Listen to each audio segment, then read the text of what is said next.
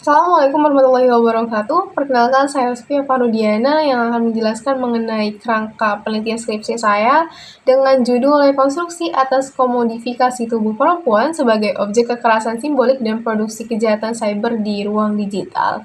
Pada video kali ini akan membahas mengenai bab 1, di mana pada latar belakang sendiri, penelitian ini berdasarkan kepada tiga konsep utama, yakni ruang digital, cybercrime, dan juga myth of beauty.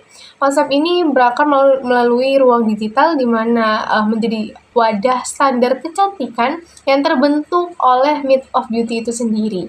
Nah, hal ini tuh akan mendorong perempuan untuk dapat menyesuaikan diri demi mendapatkan penerimaan sosial. Perempuan harus seperti ini, perempuan harus seperti itu dengan standar kecantikan tertentu. Apabila perempuan tidak bisa dibilang memenuhi standar kecantikan itu, maka perempuan akan mendapatkan serangan cyber itu sendiri. Bahkan kalaupun mereka menyesuaikan diri dengan standar kecantikan yang ada, perempuan juga akan terus mendapatkan yang namanya cybercrime, baik itu bullying ataupun pelecehan seksual ataupun cyber sexual harassment. Myth of Beauty ini akan menjadi alat kontrol sosial yang berakar pada patriarki dan kapitalisme dan menjadi faktor yang melanggengkan eksploitasi dan kekerasan digital terhadap perempuan. Nah, di sini peneliti membuat kerangka analisis objektifikasi dan kontrol moral terhadap tubuh perempuan di ruang digital, di mana tubuh perempuan ini bisa dibilang dijadikan sebagai objek visual dan juga kontrol moralitas. Nah, standar kecantikan yang kapitalistik ini membuat perempuan rentan eksploitasi ataupun cyberbullying ataupun cybercrime itu sendiri karena kontrol moralitas akan melanggengkan victim blaming. Nah, definisi cantik ini sendiri merupakan konstruksi patriarki dan juga kapitalisme, bukan hal yang ilmiah. Di mana pada objek visual ini sendiri akan ada dorongan untuk dapat mematuhi standar kecantikan tertentu ataupun dominan di masyarakat, apalagi di era digital pada saat ini, yang informasi itu sangat mudah sekali untuk dapat diberikan ataupun disiarkan. Nah, jika standar kecantikannya sudah sesuai, maka perempuan itu rentan yang namanya CSH, cyber sexual harassment, baik melalui identity theft, karena perempuan yang cantik itu terutama yang memenuhi standar kecantikan tertentu, biasanya lebih banyak ataupun lebih mudah untuk dapat dijual foto-fotonya ataupun dipakai foto-fotonya untuk membuat akun-akun fake. Nah, kalaupun perempuan tersebut tidak memenuhi standar kecantikan dominan yang ada di masyarakat, maka akan ada yang namanya cyberbullying. Nah, dengan memenuhi standar kecantikan yang ada, maka akan ada yang namanya kapitalisme. Ada keinginan untuk dapat membeli ataupun memenuhi standar kecantikan dengan membeli barang-barang kosmetik ataupun barang-barang lainnya dapat memenuhi standar kecantikan bahkan melalui operasi.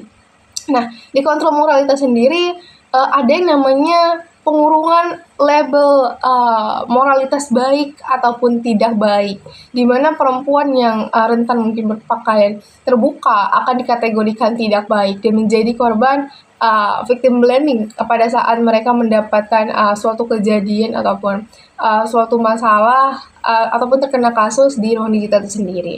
Nah, peneliti juga membuat bagian rekonstruksi produksi kekerasan seksual di ruang digital, di mana ada yang namanya dominasi patriarkial di masyarakat. Dominasi patriarkial itu sudah lama sekali terjadi, bahkan budaya di Indonesia sendiri itu melanggengkan hal tersebut gitu. Karena perempuan tuh rentan menjadi korban apabila terdapat suatu permasalahan, perempuan yang menjadi korban tersebut tuh rentan menjadi victim blaming karena perempuan itu akan selalu dicari kesalahannya, baru kemudian ada yang namanya pengurungan apakah beliau pantas untuk dijadikan disebut sebagai korban ataupun tidak. Nah, lalu melalui myth of beauty, di mana media ini akan mereproduksi ataupun mereproduksi cybercrime dan juga cyber sexual harassment itu sendiri, di mana hal ini menjadikan perempuan lebih banyak disoroti ataupun menjadi salah satu bisa dibilang orang yang gampang untuk dikapitalisme. Kenapa? Karena tend to memenuhi suatu kebutuhan tertentu. Seperti itu. Lalu di selanjutnya yakni adalah identifikasi masalah. Di sini peneliti masih memberikan 7 identifikasi masalah. Yang pertama ini mengenai Fenomena berkembangnya mitos kecantikan di ruang digital menjadi bagian dari sistem kontrol sosial terhadap perempuan yang bersifat represif dan juga eksploitatif. Yang kedua, mitos kecantikan yang direproduksi oleh budaya patriarkial dalam sistem kapitalisme mengalami transformasi dalam bentuk digital melalui media sosial dan juga aplikasi daring lainnya. Karena media sosial tentunya tidak dapat dipisahkan dari kehidupan sehari-hari dan hal ini memudahkan untuk informasi, apalagi standar kecantikan tertentu tuh seiring waktu tuh berubah seperti itu. Lalu yang ketiga itu perempuan didorong untuk mematuhi standar kecantikan tertentu demi pengakuan sosial ataupun keuntungan ekonomi yang pada akhirnya menjadikan tubuh perempuan sebagai objek komodifikasi dan juga konsumsi publik itu sendiri. Lalu yang keempat, negara dan sistem hukum cenderung abai terhadap bentuk kekerasan seksual yang tidak langsung ini. Kenapa? Karena bahkan UU ataupun undang-undang mengenai pelecehan seksual di ruang digital itu masih sangat minim seperti itu. Karena adanya pengaruh struktural yang mengontrol tubuh dan juga citra diri perempuan melalui dunia digital seperti itu. Bahkan UU ITE pun lebih banyak membahas mengenai komentar-komentar ataupun bisa dibilang hoax dibandingkan kekerasan seksual itu sendiri. Lalu yang kelima, tubuh perempuan mengalami komodifikasi di ruang digital yang menjadikannya objek konsumsi visual, estetika, dan juga seksual, serta terekspos pada kekerasan simbolik yang bersembunyi dalam narasi wajar ataupun normal. Karena hal ini tuh sering kali dibilang wajar ataupun normal, padahal standar kecantikan itu tuh akan membentuk suatu pemahaman bahwasanya cantik itu harus seperti ini, cantik itu harus seperti itu. Padahal cantik itu beragam dan juga tidak dapat didefinisikan pada satu kata saja. Hal yang keenam, internalisasi nilai dominan oleh perempuan sendiri akibat simbolisasi kekuasaan yang bekerja secara halus ataupun symbolic violence. Hal yang ketujuh, kekerasan seksual di ruang digital tidak ditindak tegas karena hukum yang berlaku termasuk UU ITE seperti yang dijelaskan tadi justru sering disalahgunakan penggunaannya. Karena nyatanya UU ITE itu tidak dapat memberikan rasa aman kepada masyarakat terutama di ruang digital itu sendiri. Nah, rumusan masalah dalam penelitian ini adalah bagaimana rekonstruksi atas komodifikasi tubuh perempuan sebagai objek kekerasan simbolik dan produksi kejahatan cyber di ruang digital. Peneliti akan menganalisis mengenai hal tersebut, yakni terutama bagaimana tubuh perempuan dijadikan suatu objek kekerasan simbolik dan juga produksi kejahatan cyber di ruang digital. Lalu tujuan penelitian ini adalah untuk mengkaji komodifikasi tubuh perempuan di ruang digital sebagai objek visual dan juga kapitalisasi algoritmatik, di mana algoritma ini bisa dibilang juga turut berperan terhadap terbentuknya standar kecantikan yang ada karena melalui narasi-narasi di media sosial itu sendiri.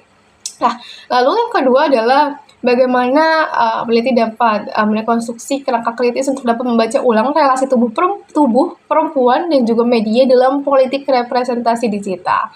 Lalu yang ketiga, mendorong literasi digital yang lebih berspektif gender untuk melindungi perempuan dari kekerasan simbol dan juga kejahatan cyber. Lalu yang selanjutnya adalah manfaat penelitian, yakni yang pertama manfaat teoritis di mana untuk memberikan kontribusi pada pengembangan tentang kekuasaan simbolik dengan menyoroti tubuh perempuan sebagai instrumen dominasi kultural di ruang digital melalui konsep cybercrime dan juga struktur patriarkial digital. Lalu yang kedua adalah manfaat praktis di mana manfaat ini untuk dapat memperkuat pemahaman tentang kekerasan simbolik di balik normalisasi visual tubuh dan juga media sosial, sekaligus menjadi rujukan bagi platform digital dan juga regulator untuk dapat merumuskan algoritma serta kebijakan moderasi yang lebih peka terhadap bias gender. Sekian penjelasan peneliti mengenai bab 1 pendahuluan. Selanjutnya peneliti akan terus berusaha untuk dapat menggali dan juga menganalisis mengenai judul skripsi peneliti agar nantinya skripsi peneliti dapat berjalan dengan baik dan juga penelitian sesuai dengan apa yang diharapkan. Terima kasih. Assalamualaikum warahmatullahi wabarakatuh.